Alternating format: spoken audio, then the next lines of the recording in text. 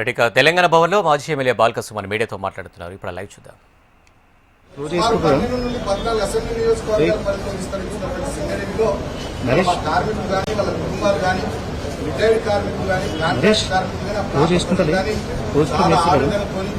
ఆందోళనతో బాధతో ఉన్నారు.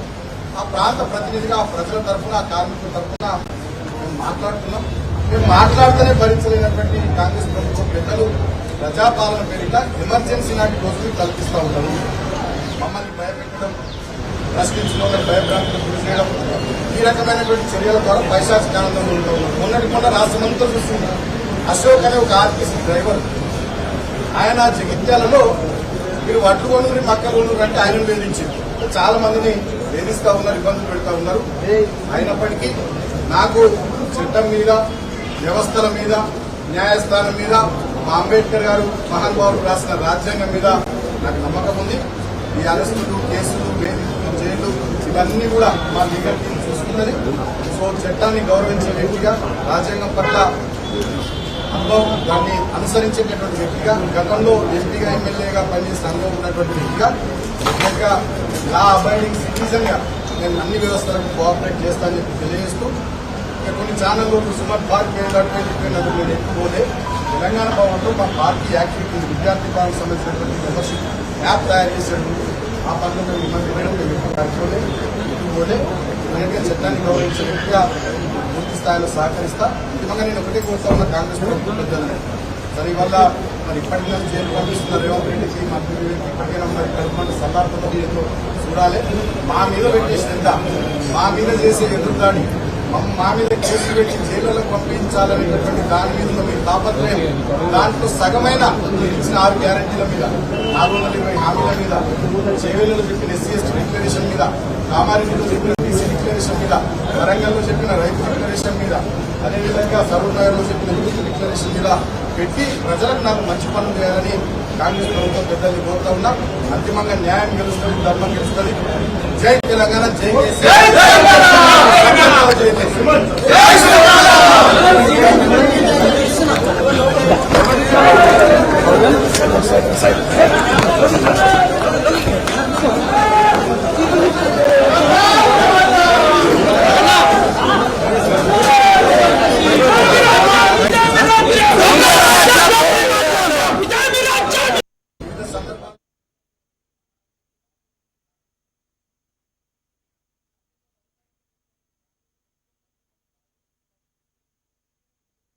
పాలనలో నా మీద 10ల సంఖ్యలో కేసులు పెట్టి పాత రికార్డులు బద్దలు కొట్టడం ఏదో తెలియదు. గతంలో 226 కేసులు ఉంది నా మీద తెలంగాణ.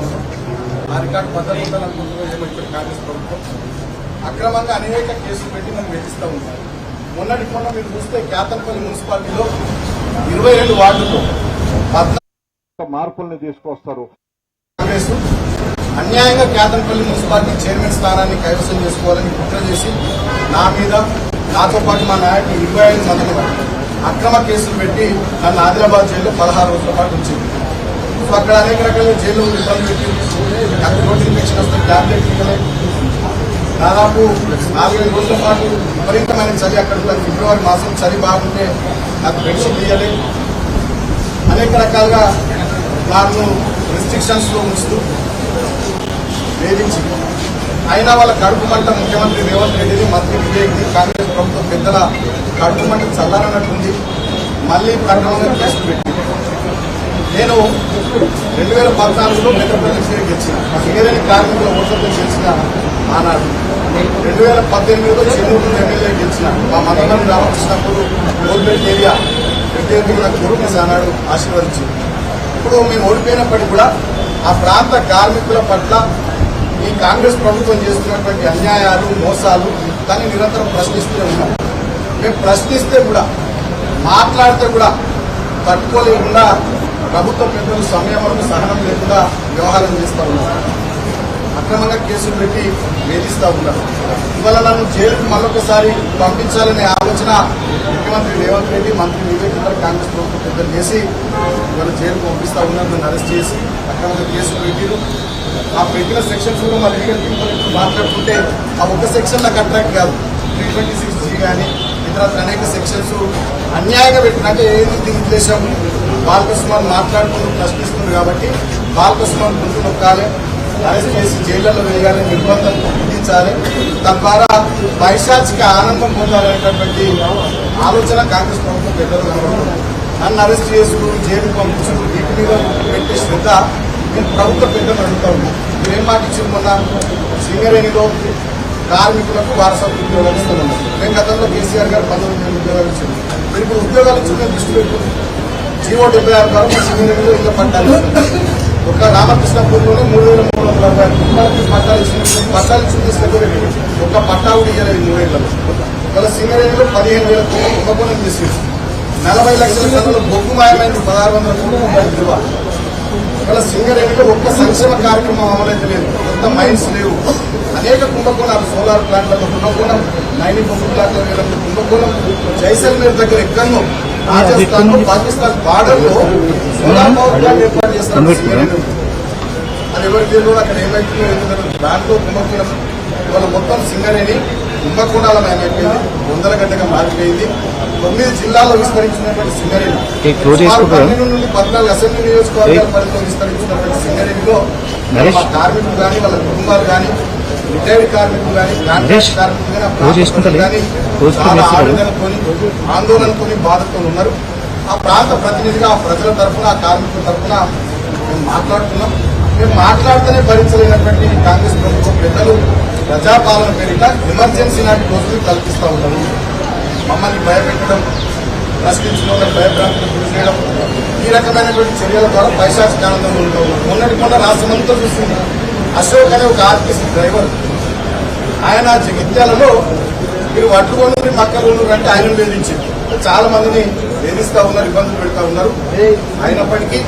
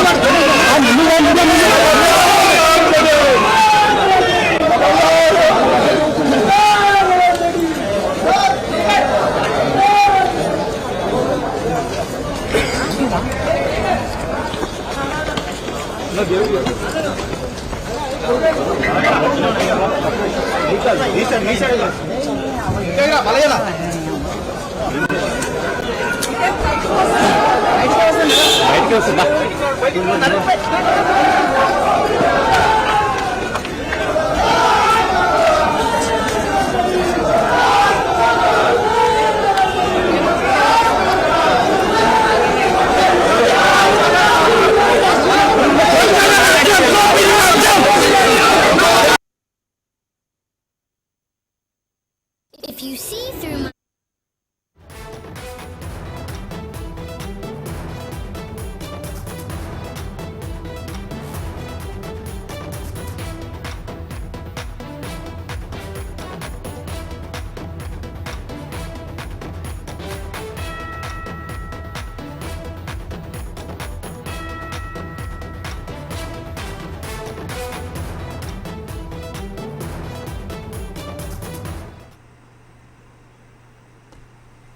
రైట్, బ్రేకింగ్ న్యూస్ చూస్తున్నాం. బీఆర్ఎస్ పార్టీ రాష్ట్ర కార్యాలయం తెలంగాణ భవన్ దగ్గర ఉద్రిక్తత పరిస్థితి అయితే నెలకొంది. ఇక సింగరేణిపై అనుచిత వ్యాఖ్యలు చేశారన్న కేసులో మాజీ ఎమ్మెల్యే బాల్క సుమన్ అయితే అదుపులోకి తీసుకున్నారు పోలీసులు. ఇక అరెస్టు అనంతరం కోర్టుకు తరలించనున్నారు పోలీసులు. అరెస్టుకు ముందు బాల్క సుమన్ చెప్పారు, మీడియా ముందు మాట్లాడిన తర్వాతనే నేను దేనికైనా సిద్ధం అంటూ కూడా చెప్పుకొచ్చారు. ఈ నేపథ్యంలో బాల్క సుమన్ మీడియా ముందు మాట్లాడారు. తదుపరి పోలీసులు బాల్క సుమన్ అదుపులోకి తీసుకొని కోర్టుకు తరలించే ప్రయత్నం చేస్తున్నారు. ఆ విజువల్స్ ఇప్పుడు మనం స్క్రీన్ పైన చూస్తూ ఉన్నాం.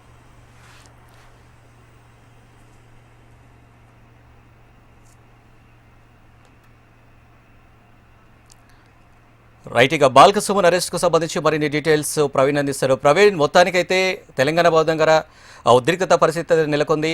మీడియా సమావేశం తర్వాత బాల్క సుమన్ అరెస్ట్ చేసేందుకు పోలీసులు కూడా ముందుకు వచ్చారు, అరెస్ట్ చేశారు. కోర్టుకు తరలించినట్టు కూడా సమాచారం అందుతుంది. ఏంటి డీటెయిల్స్, అక్కడ పరిస్థితి ఏంటి, సిచ్యువేషన్ ఎలా ఉంది? ఎస్ అనిల్, ఇప్పటికైతే బాల్క సుమన్ మాత్రం అరెస్ట్ చేస్తామని చెప్పేసి కూడా పోలీసులు చెప్తున్నారు. కానీ బాల్క సుమన్ మాత్రం స్వచ్ఛందంగా నాంపల్లి పోలీసులకు కూడా లొంగిపోయాను అంటూ కూడా ఇప్పటివరకే బాల్క సుమన్ అయితే చెప్తున్న సిచ్యువేషన్ అయితే కనిపిస్తుంది. ఇవాళ ఉదయం నుంచి కూడా బాల్క సుమన్ అరెస్టుకు సంబంధించిన మాత్రం ఒక ఉద్రిక్త పరిస్థితులు అయితే నెలకొన్నాయని చెప్పుకోవచ్చు. ఉదయం నుంచి కూడా బాల్క సుమన్ ని అరెస్ట్ చేస్తారు అంటూ కూడా ఒక సమాచారం వచ్చిన తర్వాత మాత్రం పోలీసులు తెలంగాణ భవన్ వద్దకి చేరుకున్న తర్వాత మాత్రం తెలంగాణ భవన్ వద్ద పోలీసులు రావడం, వచ్చిన సందర్భంలో మాత్రం ఆ పోలీసులకు వ్యతిరేకంగా కూడా బీఆర్ఎస్ పార్టీ సంబంధించిన ఆ కార్యకర్తలందరూ కూడా నినాదాలు చేయడం, అదే సమయంలో మాత్రం పోలీసులకు అదేవిధంగా బీఆర్ఎస్ పార్టీకి సంబంధించిన ఆ కార్యకర్తలకు మాత్రం వాగ్వాదం కూడా జరిగిన సిచ్యువేషన్ అయితే కనిపించిందని చెప్పుకోవచ్చు. ఇప్పటికైతే ఆ బాల్క సుమన్ మాత్రం పోలీసులు అయితే అరెస్ట్ చేశారని చెప్పుకోవచ్చు. సింగరేణికి సంబంధించిన మాత్రం వివాదాస్పదమైన వ్యాఖ్యలు చేసిన నేపథ్యంలో మాత్రం బాల్క సుమన్ మాత్రం ఇప్పటివరకు పోలీసులు మాత్రం అరెస్ట్ చేసిన సిచ్యువేషన్ అయితే కనిపిస్తుంది. తెలంగాణ భవన్ వద్ద బాల్క సుమన్ కూడా అరెస్ట్ చేశారు. తెలంగాణ భవన్ నుంచి ఇప్పటివరకే నాంపల్లి పిఎస్ కూడా పోలీసులు మాత్రం తరలిస్తున్నారు. నాంపల్లి పిఎస్ కు తరలించిన తర్వాత మాత్రం అక్కడ బాల్క సుమన్ కు సంబంధించి అక్కడి నుంచి కూడా నాంపల్లి కోర్టు కూడా తరలించబోతున్నారని చెప్పుకోవచ్చు. తరలించిన తర్వాత మాత్రం జడ్జి ముందు కూడా ప్రవేశపెడతారు. ప్రవేశపెట్టిన తర్వాత మాత్రం ప్రవేశపెట్టినాక ఎన్ని రోజుల పాటు కూడా దానికి సంబంధించిన దానిపైన కూడా ఎలాంటి తీర్పు ఇవ్వబోతున్నారు దానిపైన కూడా ఒక ఆసక్తి తెరేపుతున్న సిచ్యువేషన్ అయితే కనిపిస్తుందని చెప్పుకోవచ్చు. తెలంగాణ భవన్ వద్ద భారీగా పోలీసులను మోడించిన తర్వాత మాత్రం అక్కడ మాత్రం ఇప్పటివరకు అరెస్ట్ చేసిన సిచ్యువేషన్ అయితే కనిపిస్తుందని చెప్పుకోవచ్చు. భారీగా కూడా బీఆర్ఎస్ పార్టీ సంబంధించిన కార్యకర్తలందరూ కూడా చేరుకున్నారు. బాల్క సుమన్ ని అరెస్ట్ చేయొద్దంటూ కూడా నినాదాలు చేశారు. తెలంగాణ భవన్ లోనే గత 3 రోజుల నుంచి కూడా బాల్క సుమన్ ఉన్నట్టు కూడా ఇప్పటివరకే పోలీసులు అయితే చెప్తున్నారు. ఇవాళ ఉదయం కూడా బాల్క సుమన్ తెలంగాణ భవన్ లోనే ఉన్నారు. ఎట్టి పరిస్థితుల్లో మాత్రం పోలీసులు అరెస్ట్ చేయడానికి వచ్చినా కూడా నేను మీడియాతో మాట్లాడిన తర్వాత మాత్రమే నేను బయటికి వెళ్తాను, అరెస్ట్ అవుతానంటూ కూడా ఉదయమే ఒక క్లారిటీ ఇచ్చిన ఆ సిచ్యువేషన్ అయితే కనిపించింది. ఇప్పటికైతే బాల్క సుమన్ తెలంగాణ భవన్ వద్ద ఇప్పటివరకు పోలీసులు మాత్రం అరెస్ట్ చేసి మాత్రం పోలీసుల వాహనంలో కూడా నాంపల్లి పోలీస్ స్టేషన్ కూడా ఇప్పటివరకు తరలిస్తున్నారు. నాంపల్లి పోలీస్ స్టేషన్ తరలించిన తర్వాత మాత్రం బాల్క సుమన్కు సంబంధించిన వ్యాఖ్యలకు సంబంధించి కూడా ఇప్పటివరకు ఆ కేసులు కూడా నమోదైన నేపథ్యంలో మాత్రం ఆ కేసులకు సంబంధించిన ఆ విషయాలపైన కూడా పూర్తిగా ఆ పోలీసులు ఆరా తీసే అవకాశాలు అయితే కనిపిస్తున్నాయని చెప్పుకోవచ్చు. ఎందుకు అలాంటి వ్యాఖ్యలు చేశారు, వ్యాఖ్యలు చేయడానికి గల కారణాలు ఏంటనే దానిపై కూడా పోలీసులు మాత్రం దృష్టి పెట్టబోతున్నారని చెప్పొచ్చు. దృష్టి పెట్టిన తర్వాత మాత్రం బాల్క సుమన్ నుంచి కూడా మాట్లాడడానికి గల కారణాలు ఏంటి, ఇలాంటి వివాదాస్పదమైన వ్యాఖ్యలు ఎందుకు చేశారు అనే దానిపై కూడా పోలీసులు మాత్రం ఆ స్టేట్మెంట్ కూడా రికార్డ్ చేసే అవకాశాలు అయితే కనిపిస్తున్నాయని చెప్పొచ్చు. స్టేట్మెంట్ రికార్డ్ చేసిన తర్వాత మాత్రం సాయంత్రం నాంపల్లి కూడా ప్రొడ్యూస్ చేసే అవకాశం ఉంది. నాంపల్లి కోర్టులో మాత్రం జడ్జి ముందు కూడా ప్రవేశపెట్టిన తర్వాత మాత్రం జడ్జి ఎలాంటి తీర్పు ఇవ్వబోతున్నారు అనే దానిపై కూడా స్పష్టత అయితే వచ్చే అవకాశం ఉందని చెప్పొచ్చు. బాల్క సుమన్ తో పాటు బీఆర్ఎస్ పార్టీ లీగల్ సంబంధించిన లక్ష్మణ్ కూడా పోలీసు వాహనంలో వెళ్తున్నారు. లక్ష్మణ్ తో పాటు బాల్క సుమన్ ఉన్నారు కాబట్టి నేనే లొంగిపోయాను, నన్ను అరెస్ట్ చేయలేదు అనే దానిపై కూడా ఇప్పటివరకు బాల్క సుమన్ అయితే చెప్తున్న సిచ్యువేషన్ అయితే కనిపిస్తుందని చెప్పొచ్చు. సింగరేణి పైన ఇప్పటివరకు బాల్క సుమన్ వివాదాస్పదమైన వ్యాఖ్యలు చేసిన తర్వాత మాత్రం ఇటు కాంగ్రెస్ కు సంబంధించిన ఇద్దరు ఎమ్మెల్సీలు కూడా డీజీపీని కలిసారు. డీజీపీని కలిసి మాత్రం బాల్క సుమన్ పైన చర్యలు తీసుకోవాలంటూ కూడా వాళ్ళ ఫిర్యాదు చేసిన ఆ సిచ్యువేషన్ కనిపిస్తుంది. దాంతో పాటుగా నాంపల్లి పోలీస్ స్టేషన్, అదేవిధంగా ఐబిడిసి పోలీస్ స్టేషన్, దాంతో పాటుగా మంచిర్యాలలో మాత్రం పలు పోలీస్ స్టేషన్ లో కూడా అక్కడ బాల్క సుమన్ పైన కూడా ఫిర్యాదు చేస్తారు. అక్కడ కూడా కేసులు కూడా నమోదైన సిచ్యువేషన్ అయితే కనిపిస్తుందని చెప్పుకోవచ్చు. ప్రజెంట్ బాల్క సుమన్ అయితే పోలీసులు అరెస్ట్ చేసి మాత్రం తీసుకెళ్తున్న సిచ్యువేషన్ అయితే కనిపిస్తుందని చెప్పుకోవచ్చు. నాంపల్లి పిఎస్ కూడా తరలిస్తున్నారు. నాంపల్లి పిఎస్ కూడా తరలిస్తున్న తర్వాత రైట్ ప్రవీణ్, థ్యాంక్ యూ.